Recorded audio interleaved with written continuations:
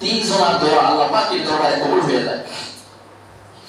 আল্লাহ রাসূল বলেছেন তিনজনের দোয়া কবুল হয়, তার মধ্যে সর্বপ্রথম হলো পিতা এবং মাতা যদি সন্তানের উপরে বদদোয়া করে থাকে তাহলে তাড়াতাড়ি সাথে সাথে এই অ্যাকশনটা হয়ে যায়, পিতা মাতার বদদোয়া হয়ে যায়।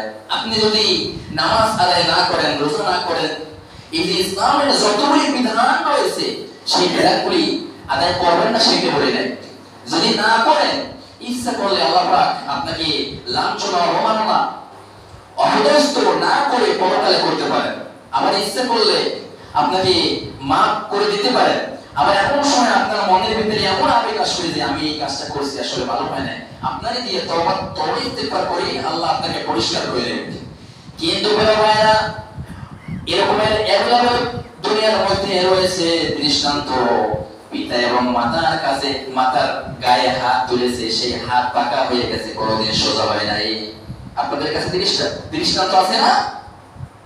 বউয়ের কথায়, বন্ধু বান্ধবের কথায় এবং রাষ্ট্রপ্রধানের কথায়, কারো কথায় পিতা মাতার উপরে কোনো জুলুম চলবে না, চলবে না, চলবে না।